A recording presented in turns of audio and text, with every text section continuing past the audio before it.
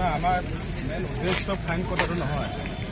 হেলমেটটো কাৰণে তোমালোকে গম পোৱা ফাইনটো হৈছে বেছি হেলমেটটোৰ দাম ইমান নহয় এটা হেলমেট পিন্ধিলে তোমাৰ একো অসুবিধা নাই গম পাইছা ন সেইটো কাৰণে ফাইন নাকাটি তোমাক আজি হেলমেটটো কিনিছিলোঁ নেক্সট টাইম যাতে বজাৰত হেলমেট নোহোৱাকৈ নাহা হ'ব যোৱা সদায় হেলমেট ভাল হেৰি কৰিছে আজি মৰিয়াবাৰী বজাৰত আমাৰ মৰিয়াবাৰী আৰক্ষী থানাৰ আৰক্ষী বিষয়াসকলে কিছুমান বাইক আৰোহীক ধৰি মানে ফাইনৰ সলনি হেলমেট কিনি হয়নে কিনি হেলমেট পিন্ধাই দিছে গতিকে এটা প্ৰশংসনীয় কাম কৰিছে গতিকে আমি ৰাইজ সচেতন হ'ব লাগে যে প্ৰত্যেকজন মানুহে বাইক আৰোহীয়ে কি কৰিব লাগে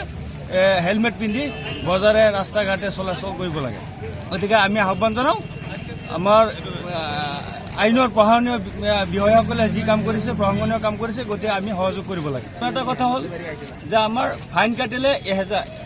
এটা হেলমেটৰ দাম অতিৰিক্ত হ'লে 700-800 টকাৰ ওপৰত নহয় কিন্তু এটা এক্সিডেণ্ট হ'লে কিমান ডাঙৰ এক্সিডেণ্ট হ'ব মানুহজন মৃত্যু মুখলৈ যাব পাৰে গতিকে এই হেলমেট যদি থাকে তেতিয়া এই হেলমেটৰ কাৰণে মানুহজন মৃত্যু মুখৰ পৰা বাচি যাব পাৰে গতিকে এই ফাইন হ'ল 700 টকাৰ যিটো হেলমেট এই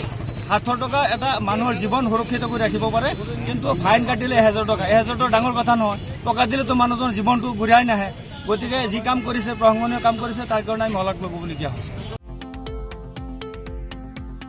শৰীৰৰ যিকোনো অসুবিধাৰ সন্মুখীন হৈছে নেকি আপুনি শাৰীৰিক সমস্যাৰ প্ৰতিকাৰ কেৱল আমি দিম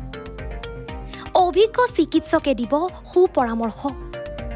প্ৰতি সপ্তাহত থাকিব বিভিন্ন ৰোগৰ বিশেষজ্ঞ চিকিৎসক